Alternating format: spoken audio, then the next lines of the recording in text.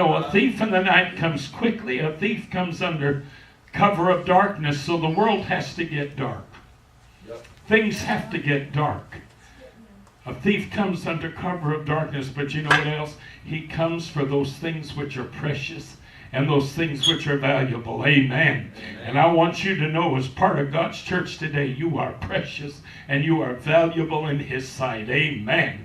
I want to share with you for a few minutes. I think this video is probably about 15 minutes roughly long. And well, a little bit, almost 18 minutes actually. Tommy and I went whale watching while we were at Provincetown. Now, for those of you that have never been to the Northeast, Provincetown is one of the oldest townships on the very, very, very tip. You know how Cape Cod goes out into the water and it kind of makes a little hook, like a Dutch shoe, you know? Well, on the very, very, very tip of that little, cape, is a town called Provincetown. Well, going back to the end of the 1800s, Provincetown, because of its remoteness, and kind of being way out in the boonies, you got to drive about an hour up some pretty narrow roads and everything to get to it, And this is today. This isn't even, you're talking 100 years ago. But it was settled, well over 100, 200 something years ago.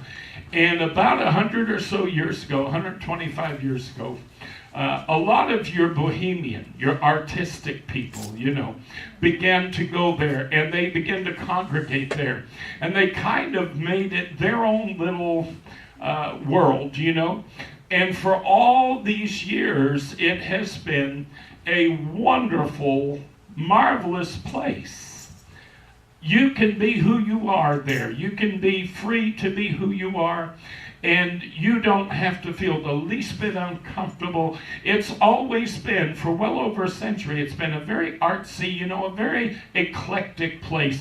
Well, after many years, a lot of LGBT people began to go there as well, and they took advantage of its kind of remoteness and what have you.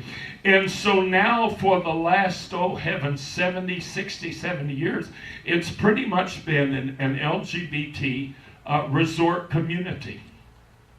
During the winter months, it's not occupied by very many people. There, there's a little bit of a population there. But being out on the tip of the Cape, it obviously gets very, very cold, yeah.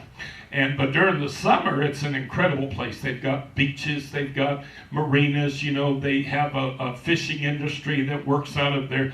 They have whale watching that works out of there. It is just a wonderful place, and I'll probably at some point try to share some pictures with y'all of our trip, the trip itself. But I thought you might enjoy this. Now, I'm going to warn you in advance.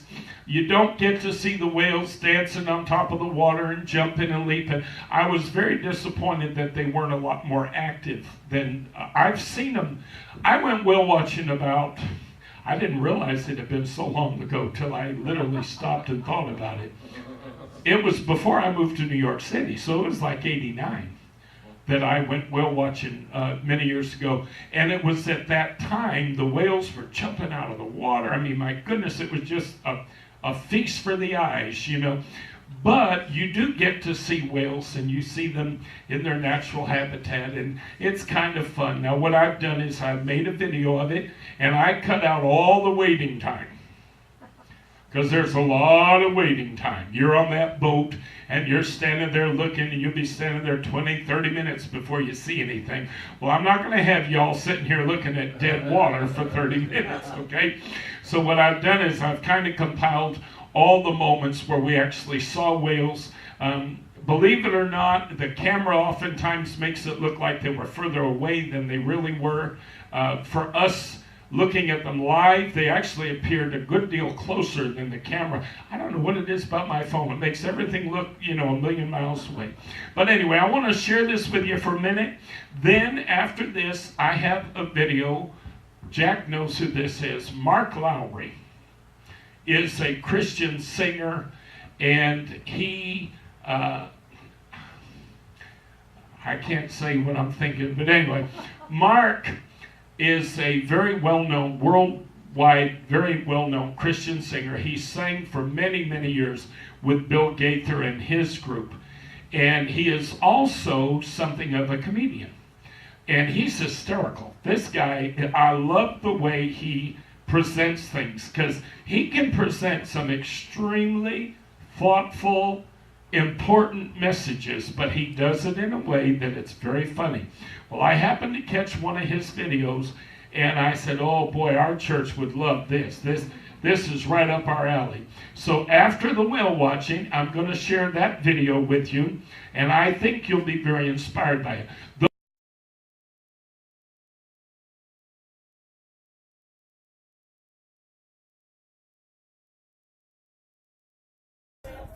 Those are humpback whales.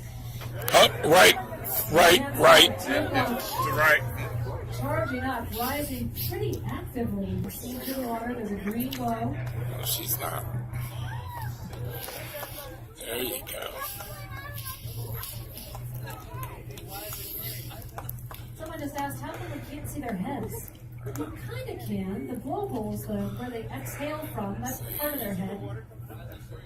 But forward of that, they've got their whole jaw. Their eyes are just down underwater below that blowhole. And they don't always like to lift their heads above the water. This is the way they do it. Look how close they're getting. Look how Now close. see that green glow in the water? I'm having to go further and further away. That is the whale's pectoral flipper. Yeah. Basically, it's on. Oh my God, look at that. They're coming right at us. They're coming right at us. Look at this, look at this, look at this. My goodness. My goodness. I got to turn the camera sideways because they're coming right toward us.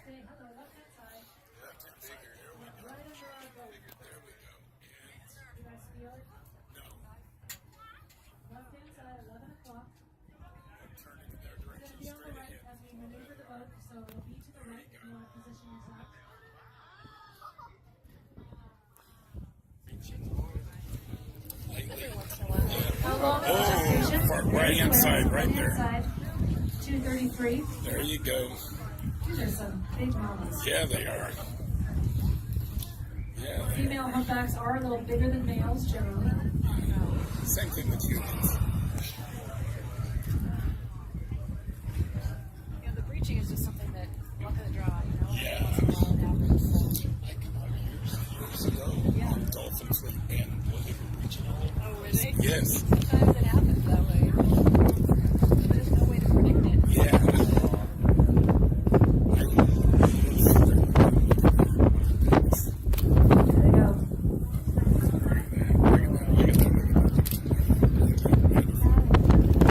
Such grace, right?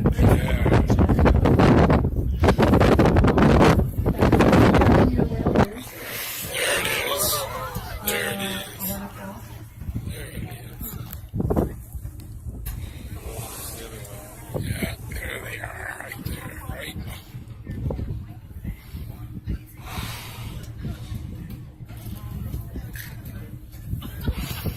There they are. It's got to be just a fun way for them down there. I guess. There they are. See that little dot on the left-hand side of the left-hand whale? Just below the dorsal fin. There it is. See that little button of a scar? That has an interesting story, and I'll tell you later. That little kind of belly button dot on the left-hand whale, right under the dorsal fin. Get one more chance to see it. Here it comes. There it is.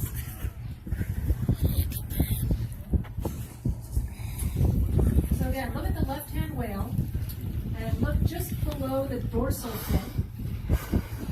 You know, there's that little circle, that little kind of belly button shaped scar.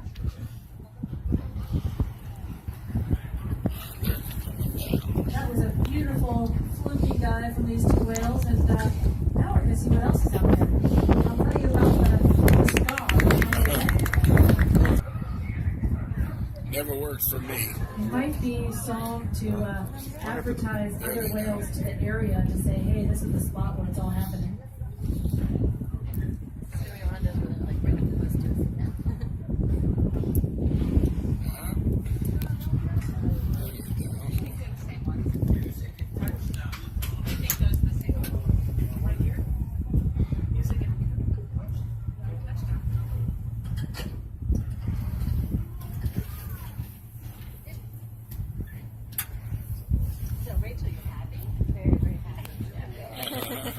We've got two whales swimming along together. And again, doesn't mean they're a couple. It would not be weird for us to see one whale all by itself. Or to see 6 whales feeding together. Either situation can happen. Yeah.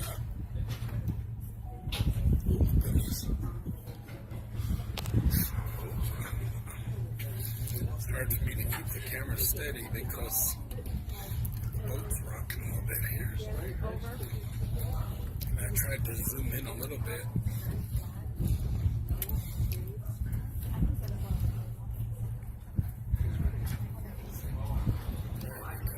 There they are.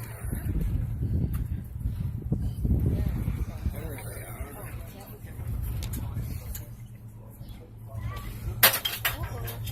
What'd you drop? Yeah, it's all right. So you notice maybe this is really different behavior than those other 2 humpbacks. Yeah. Yeah, they're staying up. These are staying A lot up. mellower, staying up a lot longer. They were underwater longer as well.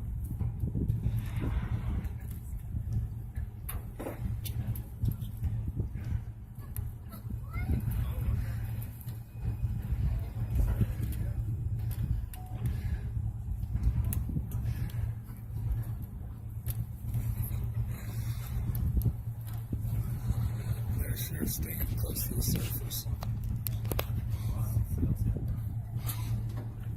Oops.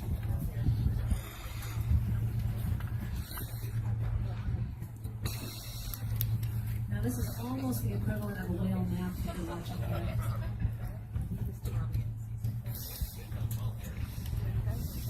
Now, puzzle over this one. How do you sleep in the ocean if you're an air-breathing mammal?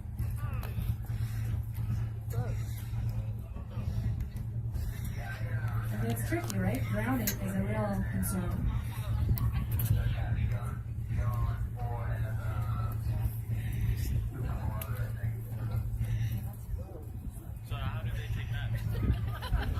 So whales don't sleep like we do. They don't conk out for 8 hours. Every breath that they take is a conscious effort. They think about each of these breaths. It's not something that happens automatically. So they can't totally lose awareness and sleep like we do. Instead, what they do is practice something that we call unihemispheric sleep. They rest half their brains at a time. So the left half is smoothed out and relaxed, and the right half is alert and controlling the buoyancy of the breath.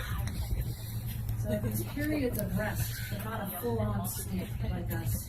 It's one reason you can't tranquilize large whales or marine mammals in general. They'll drown.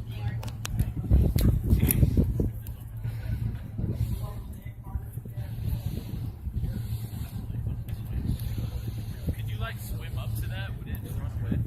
Could you swim up to that? Would it run away? Oh, let's see. Where to begin? In theory, you could swim up there, but A, it would be illegal in the U.S. because that would be considered harassment under the Marine Mammal Protection Act. And also, if you startled that whale, if suddenly it was like, oh God, I didn't see you coming, and flinched, you'd get really injured. So it wouldn't run away. I'm done. So there are some places in the world where they have swim with whale programs. To be honest, a lot of biologists are really skeptical about that because it really interferes with the behavior of the animals. It tends to be, it always is in places not in the United States. And if you swam up there, honestly, you'd get less of a good view than we're having right now because the water here, visibility is not great. This is really productive, plankton-rich water. You can't see that far.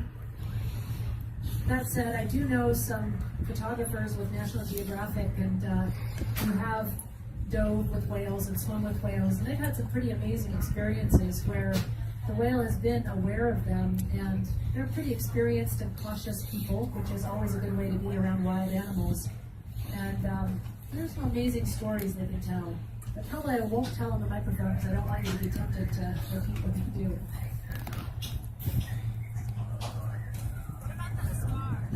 Oh, what about that scar?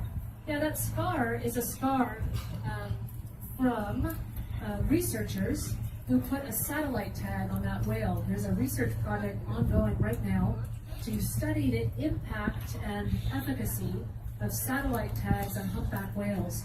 Everyone wants to tag whales. We want to know where they go all the time, what they're doing. Photographing them while they're at the surface just isn't enough. And there are some species that we don't see at the surface very much. But before we start doing that, especially on endangered species, we need to understand the impacts on the animals. The satellite tags are about 1 foot long. You fire them into the whale's blubber with a rifle. They have to be that long so that they can go through the blubber and implant into the muscle fascia. So scientists are working on a better design for the tags because that's pretty brutal, and also making a list of requirements for who should be allowed to do that kind of invasive work, what makes it worthwhile, and what protocols you should follow to not infect the whale or harm the whale. So that scar was from one of those satellite tags. I have 2 questions. One, can you tell us about the lonely whale? And then 2, how is plastic in the ocean affecting whales? And why do you guys sell plastic water bottles? Good question. So first, can I tell you about the lonely whale? Do you mean the whale that went up the Sacramento River? Is the one that's like on its own frequency and no one can hear it? Oh, that's that weird whale, the hybrid blue fin whale. Yeah. So the lonely whale, blue whales and fin whales are large baleen whales. They're very closely related. They're so closely related, in fact, that they can interbreed. And they had a baby, and that lonely whale is singing its own tune. A lot of whales, as I said, communicate with sound. Blue whales and fin whales in particular produce infrasonic sound below the range of human hearing, and it travels vast distances in the ocean. But this hybrid little whale is just on the wrong frequency, quite literally, and no one is picking it up. So, and then about plastics in the ocean and whales. So we're going to turn a little so the whales are to the left here. If these whales accidentally ingest plastic, it'll gum up their guts. It is just not good for them at all. Balloons and plastic bags are probably the worst culprits, but other animals in the ocean are affected by plastic as well. And the questioner also asked, why do we sell plastic water bottles on the boats? This is a question that breaks my heart because I wish we didn't. Because people don't want to drink tap water. We are going to pull out of here slowly. We are hoping to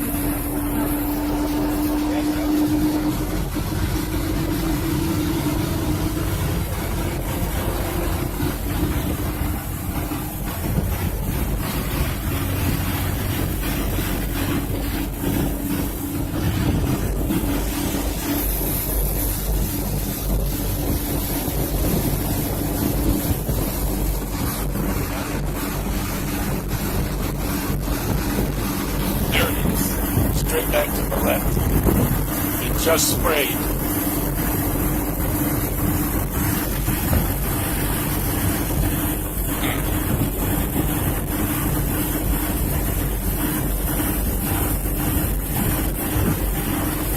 It just sprayed on my cell phone. Shoot. There it is, see? You see it? Look, back there. He's still back there.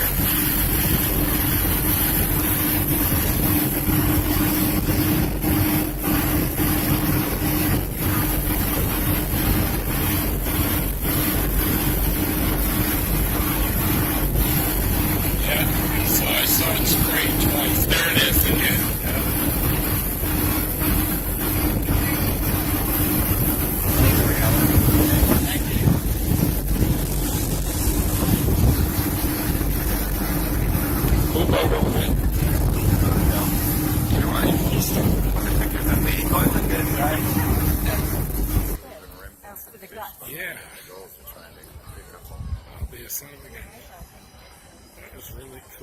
Look at there's the seal. Oh my God. Looks like he's wrestling with a bird. He's got something in his mouth. The bird's waiting. Yeah. Yeah, something just surfaced under that bird. Seal. Oh, yeah, seal. There's really He's something. cleaning the fish, so he's throwing the guts in it. Yeah. Look at it. There's the seal. He's eating on the fish. The gulf's trying to get away. Oh! They're fighting over it. That's what I said. The bird looked like he was fighting.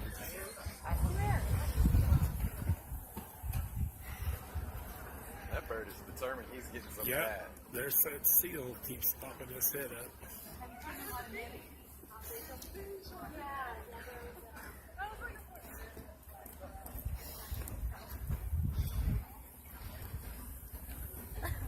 Well, look at that. See that? See, That he got a bird? piece.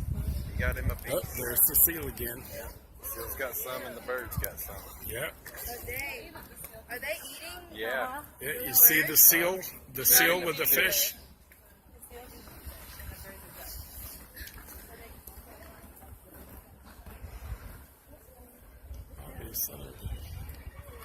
There's that seal Now again. the gulls are fighting over the one piece of fish they got. Yeah. There's that seal again. Oh.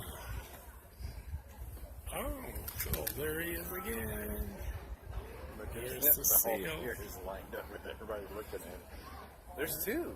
There's another one. Is there? Yeah. He's over here. Oh, I see another one over there. This one's closer though. I can get a better picture of him.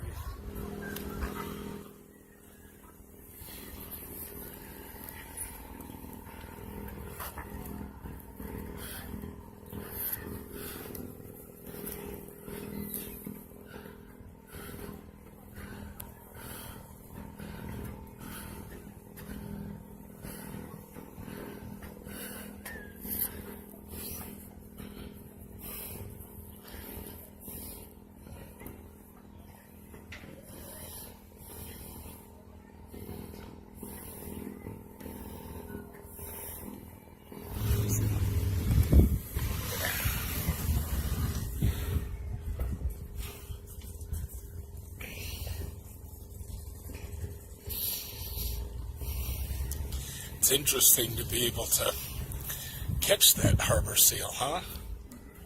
Cool. He's holding part of it in his front fins, you know, and then he's pulling the. Well, what it is they're filleting the fish over there. Mm-hmm. So he's getting some skeleton and all the meat in between. And he's just working that over the head. Is that what he's doing, Booby?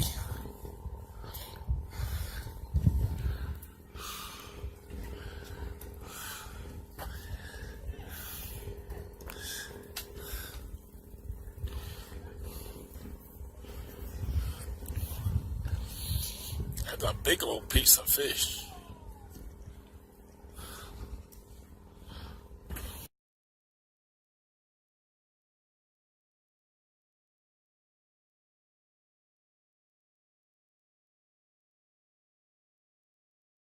I'm going to share this with you real quick. This is only, I believe, about 12 minutes or so long.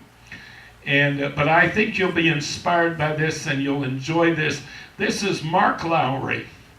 And I am 46. I've already said that several times. You know, I've heard someone say one time that you spend your first 40 years of your life for success and your second 40 years for significance. And when I did leave the vocal band and took that year off, I really took time to read the red part of the Bible. Have you ever read the red part of the Bible? It'll mess you up. And you know what I found out? I found out we've been hanging around the wrong people. We got to start hanging around some more prostitutes. Jesus hung out with the outcasts. Jesus hung out with the freaks and failures and the vagabonds. The only people he ever chewed out were the religious folks. I read Matthew 23 and I put my name in there. I thought, what would I do if Jesus looked at me and said, Mark, You've gone clear around the world making disciples, and you've made them twice as fit for hell as yourself. Or he said, Mark, you're polished on the outside, but inside you're full of dead men's bones. That'd scare me. That's the reason now I'm a recovering fundamentalist. Really? You know why? And I tell you, it's Bill Gaither's fault. Because he introduced me to all you people. As long as I was in my little petri dish of independent Baptist world, I was fine. From 1980 to 1988, I thought we were right and all y'all were wrong. And then I met Methodists who loved Jesus. Because when I met Bill Gaither, he introduced me. Well, he's not a Baptist either, and he loves Jesus. That freaked me out. I met Nazarenes who loved Christ. I met Pentecostals who loved God, who could do more than shout. They actually cared about people. I'll never forget the day I met a saved Democrat.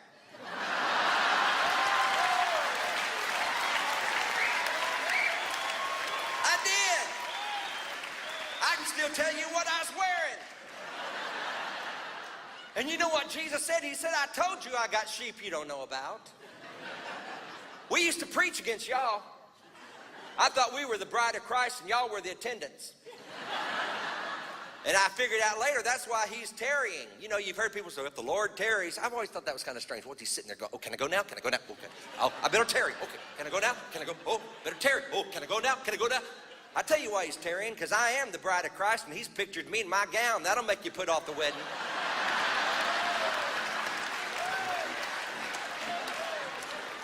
That'll make you postpone the wedding. Here come the bride. But, oh, that was an ADD rabbit trail. But he was always hanging around the outcasts, y'all. And you know what? That's who we were. If that sheet hadn't fallen, remember Peter in Acts chapter 10 when that sheet fell out of the sky? All his life, he'd been told through his scriptures that we were the outcast, we were the uncircumcised Philistines and freaks and Gentiles, you know. And all of a sudden, he had never had a pork chop between his lips. And all of a sudden, this sheet falls out of the sky, and he sees all these animals he's not supposed to eat. And God said, get up and kill and eat. He said, oh, no, Lord, I can't do that. And you know, because that sheet fell, we got invited into the kingdom of God. We would not even know about God if it hadn't been for that sheet falling. Because he came unto his own, and his own received him not. Thank God they didn't receive him, or we'd still be out on the outside looking in. But because they would not receive him, God opened up the doors and said, go out in the byways and the highways and compel them to come in. And that's how we got in. And now it seems like after 2,000 years, the uninvited guests are standing at the door keeping other uninvited guests out. I say, throw the doors open and let them in. And you know what else? I didn't make a very good fundamentalist because I never figured out how do you love the sinner and hate the sin. There's too many of you. I ain't got time to hate your sin. Hate your own sin. Hating my sin is a full-time job. The psalmist said, my sin is ever before me. I don't have time to hate. I think it should be this. Love the sinner and hate your own sin. You hate your sin, I'll hate my sin, and let's love each other. You Baptists love the Pentecostals, Nazarenes, because Jesus did. Remember that woman at the well? She'd been married 5 times. Beat that. You know, and he went in the middle of the day to meet her. Remember that? All the respectable women came early in the morning. But since he had no time for respectable women, because he knew they didn't need him and they didn't want him, he knew that woman who'd been married 5 times was going to be there that afternoon. And he showed up. And he told her, you've been married 5 times. And you know, you might think, well, I can't ever really follow the Lord. I've been divorced. You know, when I was growing up, that's about the worst thing that happened to you. I don't remember people getting divorced in our church when we were growing up. And if they did, they left because they were embarrassed. But now so many of y'all been divorced, we have to let you in or we wouldn't have a crowd. But did you know I read in Jeremiah 3:8 that God has been through that too? Did you know that? God has been divorced. In Jeremiah 3:8, don't look it up for yourself. Don't believe me just because I'm holding a microphone or might have an 800 number. Read it for yourself. Jeremiah 3:8. God divorced Israel. Think about that. God's been through what you've been through. God's been divorced. God couldn't pastor a Baptist church.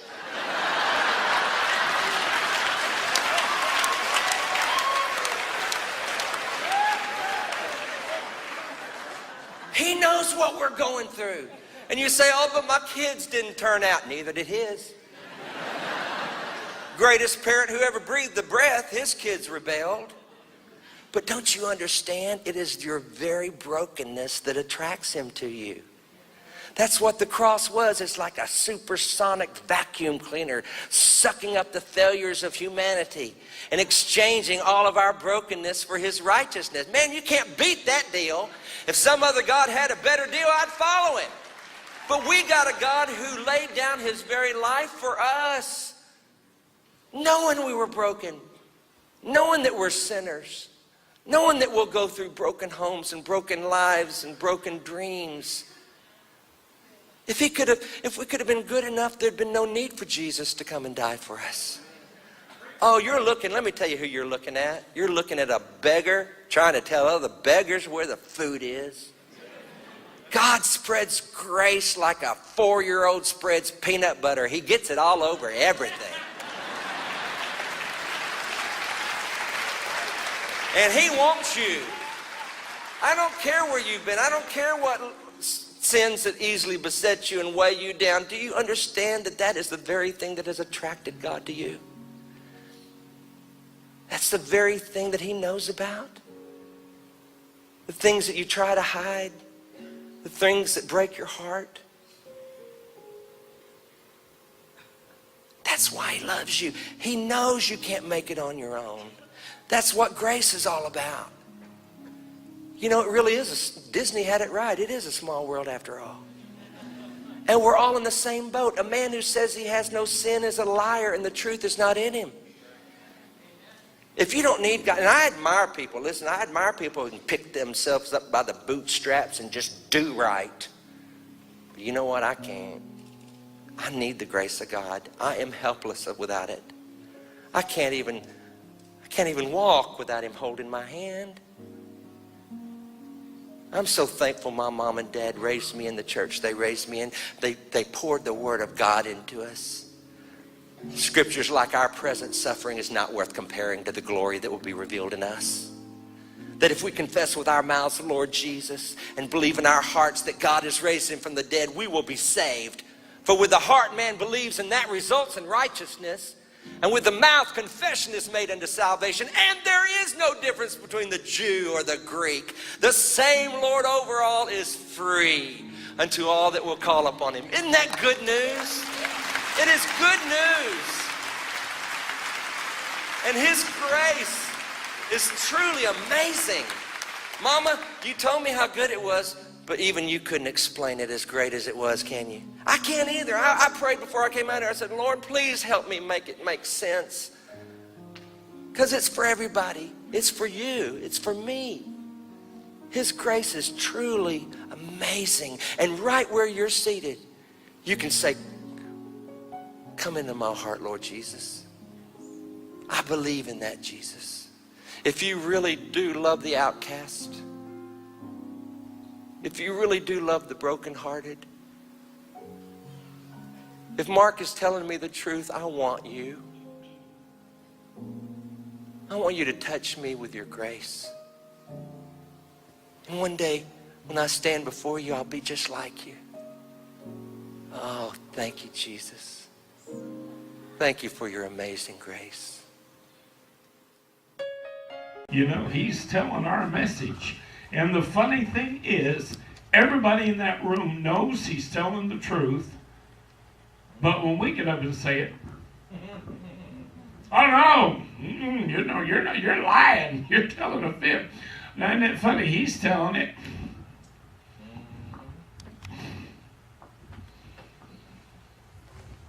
He looks more like an affirming minister than I do. If you catch my drift. It's a lot of people out there.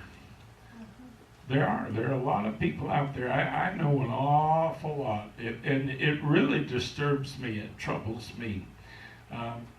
You know, one of my biggest problems, Jack, over all these years that I was trying to live for the Lord, I can't be a hypocrite. It's just not in me. I can't do it. All the years I was in church that I was wrestling with issues, I fought them issues tooth and toenail. I wasn't out running around doing things and then coming into the church weeping and wailing on the altar and telling the Lord I'm sorry. You know, I wasn't living like that. I couldn't. And when I decided, okay, you know what, I'm going to be honest about who I am, and I'm going to be honest with myself. I'm tired of fighting this fight. That's when I gave myself license to pursue it, you know. But prior to that, I wouldn't, you know, that's why I was telling my cousins on the Cape, I said, I hate that term coming out. I really do. You know, I prefer to say to people, well, when I finally decided to live honestly, that's how I see it. Yes. I hate the term coming out, because that suggests to me you're in the closet secretly doing things in the dark that you wouldn't do openly in the light. I wasn't doing that. I was doing nothing closeted about my experience. You know, I wasn't in the closet doing stuff I wouldn't do. No, I was fighting everything. You know, I was going through all these struggles. I was living with Lisa depression like you can't even believe. I'm going to tell you, one of the best things I ever did in my life was learn to live honestly before God. When you suddenly realize how big God's grace is and how well it works, I'm going to tell you something. That's when you have peace. That's when you have joy. That's when you have victory. Not when you're sitting there trying to live something that is not in you to live. Amen. And do something that is not in you to do. Yeah, that's right. Thinking that heaven hinges on your abilities rather than on God's grace. I was the most miserable person, Martin. My God, I was so miserable. And you know, when you're in that place, you tend to be judgmental. You tend to be critical, because you're so self-loathing that you're looking for somebody you can hate on a little worse than yourself. You know, look at people in the LGBT community who sadly are self-loathing. There's a lot of self-loathing in LGBT people too. I remember when I first, quote unquote, came out, when I first decided to live honestly, that was an issue I had to deal with, because I believed so much of the garbage that I was told about LGBT people. Oh yeah. I believed it hook, line, and sinker. And I used to repeat those lies as if they were facts, even after I was living honestly. And I remember meeting some older couples who had been together for 30 years, 25 years, you know.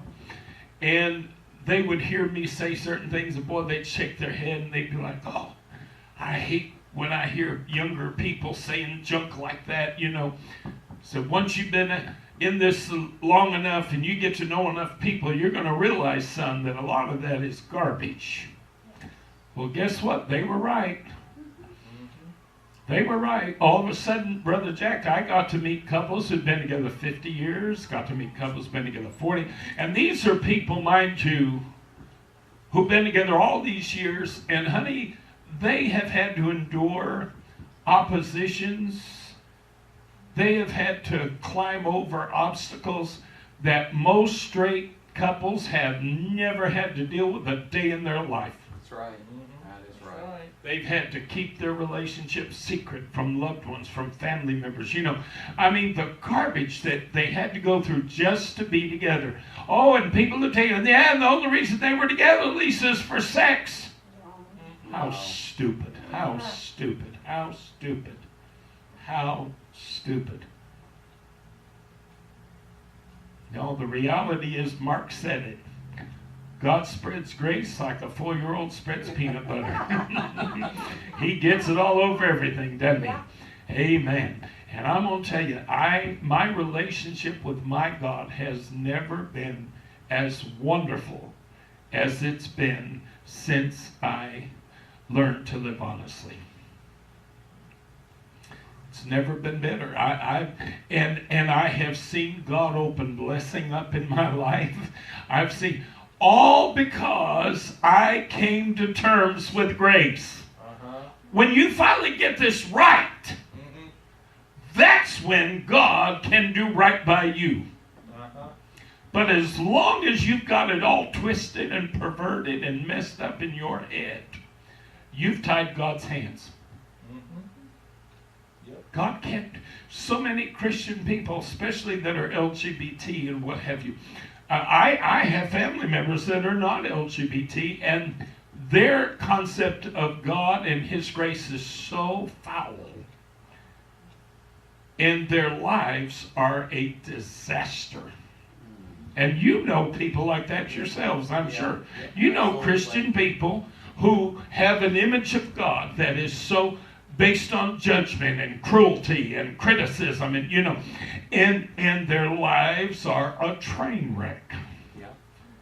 Because as long as that's how you see God, God cannot be to you, for you, in you, and with you everything He wants to be.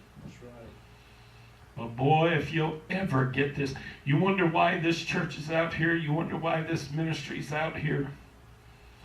I've said it, and I'm not going to go all night, I promise. We're almost at the 9 o'clock hour. Not quite, so I have a couple minutes. But, I battle. I've told y'all, I guess a lot of people think I should just shut up and not say my heart.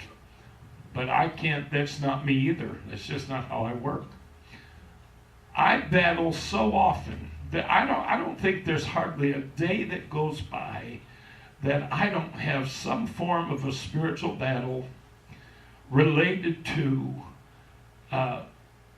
what we have versus what I wish we had for a church.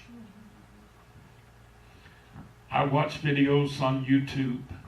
I still watch that old Sister Thelma Messingale or whatever it is singing, "Over there, there's a land of pure delight over there, where our faith will be inside over there." Every time I watch that video, every single time, I just have a tongue-talking jubilee. That song sets fire to my spirit. There's something about that old-time Pentecost. Let somebody get up and sing that means every word they're singing. I don't care what they sound like. If the message in the song is good, I'm good. Well, I watch her in my car. I got her on a little DVD. I can watch her in the car. And I'm telling you, I get so happy, and I say, Lord, oh God, how God could move if we had even 200 or 300 people. Do you have any idea what we would do to this city if our church had 200 or 300 people? First of all, we wouldn't have 200 or 300 for very long. I'm going to tell you that right now. We'd have 200 or 300. We'd be lucky if we could carry that for a year, because we'd fill this place up. We'd have to keep moving from bigger to bigger to bigger. We really would. You bring that kind of faith into a room, you bring that many worshipers into a room, you bring that many people that really want to worship God and really want to live right and do right. Whoo, God, what God can do. Martin's made the comment. He thinks that I didn't pick up on this. That preacher at that funeral the other day, I love your preaching. Oh, I love your preaching. But boy, he could really preach it. I got news for you. Put me in front of 100 or 200 or 300 Pentecostal people and just see what happens. Right? You got to remember, I'm dealing with a handful of former Baptists and Lutheran and Presbyterian and Church of Christ and all this other, and I don't have that crowd. There you go. I don't have that crowd that's sitting there shouting him on because, they're on the same page with him and they understand what he's saying. If I did, I'd be preaching the same way he's preaching. I can do it, trust me. And I've seen Holy Ghost breakouts in services. I've seen, and I don't take credit for one bit of it because it doesn't have nothing to do with me. When I see it, I sit back and say, "Dear God, what in the world are you doing?" It shocks me. It amazes me to see what God can do. I told you I got up one time just to preach in a conference. The Spanish churches in Brooklyn, New York, got together and were having a fellowship conference. seven Spanish Pentecostal churches, and they said, "Well, we don't need you to." Preach with an interpreter. Most of the people think they'll be able to understand you. Lisa, I didn't even finish preaching before the place was just, the Holy Ghost had fallen and people were shouting and I mean, we were having church all day and I sit down and the church was on fire. I mean, that whole building was ablaze with the power of God. And then the Lord speaks to my heart and said, "Now go lay hands on this one, go lay hands on that," pointing out people in the group. And I've told the story before. By the end of that, 3 times he told me to go lay hands on 3 people. So it was a total of 9 people. When the whole service is over, the host pastor, the church that was hosting the event, the host pastor said, "Every person you laid hands on was from my church. You did not lay hands on one person from any of the other 6 churches." Now, what are the odds of that? And for some reason, I went on a diatribe preaching about tithes. I don't even preach about tithes in my own church. For some reason, while I was I just felt it, and I went in that direction, and I could not for the life of me understand why I was doing it. But I was talking about how the people of God need to get behind their pastor. That man cannot work a job and do the work of the ministry. I'm telling you, it wears folk out. A lot of preachers quit ministry because it becomes too difficult to do both. Right. And a lot of people don't realize, but 2 out of 3 pastors leave ministry within their first 3 years. That is a literal statistic, folks. 2/3 leave ministry within the first 3 years. Yeah. This is not an easy job, even when the church is paying you to do what you're doing, never mind having to go out and work a job and do all this other to support yourself. And I went off on some diatribe about all this. Had no idea why. I remember just as clear as a bell, that as I'm talking, I was saying to myself in my mind, "Lord, what in the world am I doing? Why do you have me talk about it?" I was literally just dumbfounded. I couldn't understand why I'm talking about this. And I couldn't shut myself up. The end of the service, the host pastor gets up, tears streamed down his face, couldn't talk for literally 20 or 30 minutes. He stood in the pulpit, could not say a word, just wept. The Holy Ghost is moving. I've laid hands on 9 people. Well, I've cast demons out of 1, had people getting the Holy Ghost, had people getting healed, had all kind of wonderful things. Every person I laid hands on fell straight down to the floor. The power of God was flowing through that place like you wouldn't believe. And then the host pastor gets up and stands in the pulpit for literally 20 to 30 minutes just weeping. Couldn't even say a word.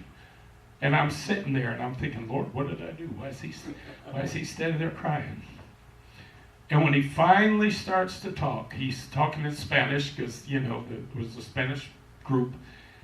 And then he turns to me and he says, "You talked tonight about how people need to support the pastor and how they need blah, blah, blah." He said, "My wife and I have been pastoring this church for 7 years.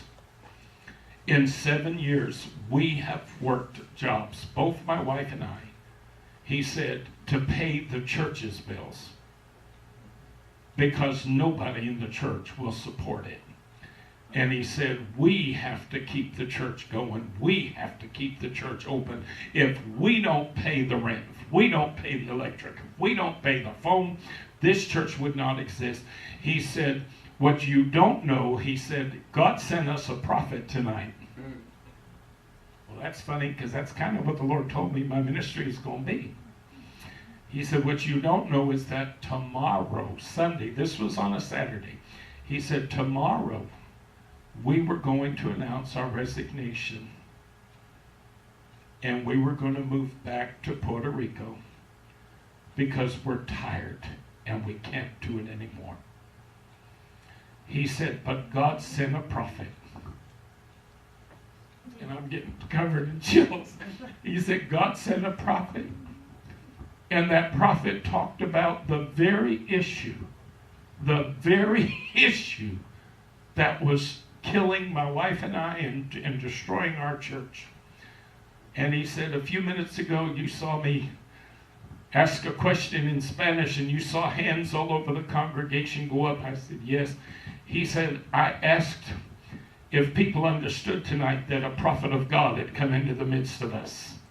And they said, yes. He said, and I asked how many in that meeting from our church were prepared from this day forward to begin to tithe and support our church so that I can at least get my wife out of work.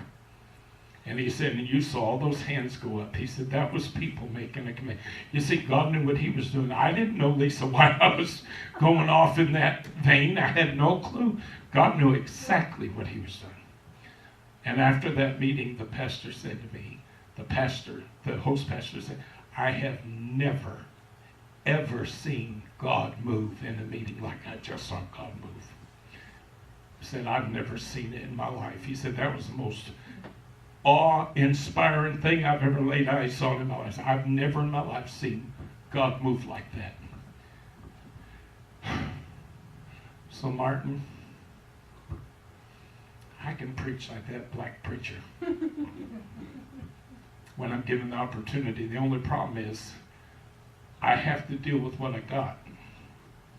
And what I got needs things to be dealt with differently. If I did that with the folks we got, I'd scare half of them out the door.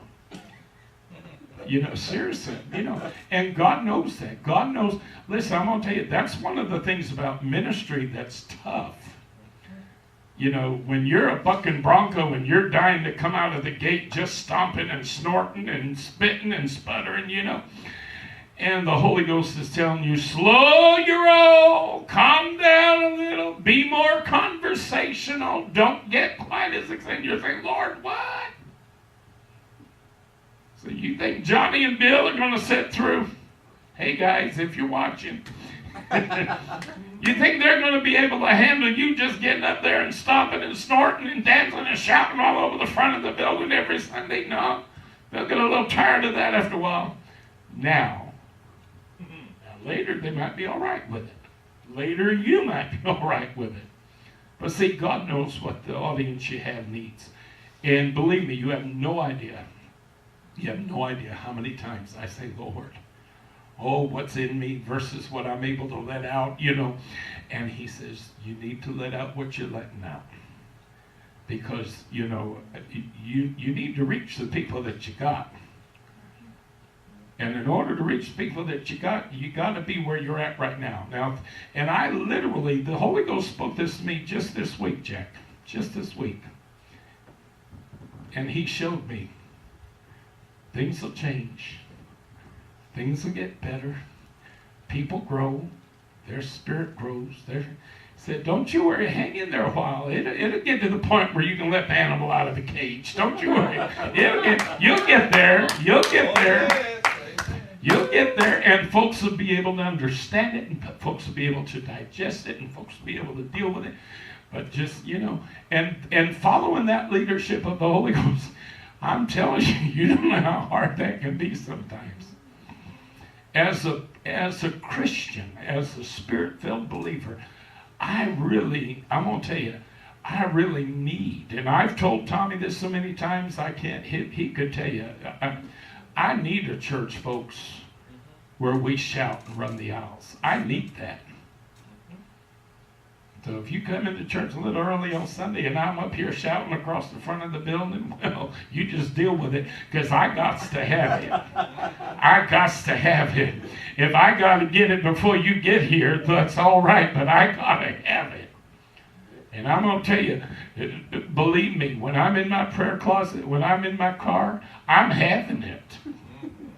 I'm having as much of it as I can get. But I would love, I watch some of these videos and I think, I remember the days when I used to preach in front of audiences like that. I remember how the Spirit would fall. I remember, how God would move. And I would love for y'all to see that. Because I'm telling you, it'd just thrill your soul to see what God can do. God is so real, folks.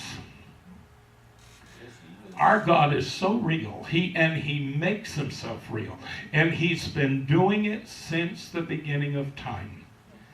God never, ever, ever has asked humanity, believe on me sight unseen. That's right. That's right. God has never spoken those words to the human race. No, he says, believe on me and I will reveal myself to you. You got to start out with faith. He's not going to do dog and pony shows. He said, I remember as a kid, I used to tell the Lord all the time, I'll give myself 2 minutes and then I'll shut up. I used to tell myself all the time as a kid, not tell myself, but I would pray. And I don't know if anybody else ever did this. Dumb as a brick. When I look back at it, just dumb as a brick. But I used to say, Lord, if you're real, do this. If you're real, do that. So here I am asking God to prove himself to me, If you're real, Lord, then, do this. And I used to do that as a kid, And I look back at it now and I think, Jack, I finally learned how faith works. I finally figured it out. That no, you got to believe it before you see it. You don't believe it because you see it. You got to believe it before you see it. And then God says, if you can find the faith to believe it before you see it, then you'll see it. That's right. See, there's a saying in Missouri, I'll believe it when I see it. Well, that is the complete contradiction to faith. No, you'll see it when you learn to believe it. How do you believe it? You get this into your spirit. Because faith is based on the Word of God. That's right. You see, our faith isn't supposed to be based on what we see or what we experience. Our faith is supposed to be based on what God has said. If God said it, then we get it to that place. That's why we go and we listen to preaching and we listen to teaching. Because what we're doing is we're getting this Word literally infused into our spirit so that we can use it. It's planted in us, so it's available for us when we need it to use it. Do you follow? Well, I finally figured it out, and I quit asking God, Lord, if you're real, do this, do that, But boy, I'm telling you, God has shown himself real so many times. And I've told you, when somebody says to me, oh, that whole God business, that whole theology business, that's just craziness. Well, you believe that all you want to. Don't bother me no way, no how. Then shake my world up no way. But I'm going to tell you something, honey. My God is real. My God is real. I know he's real. I know he's real. Would you stand with me this evening? I hope that this service, although it's a little unusual, I hope it's been inspirational and encouraging to you. And y'all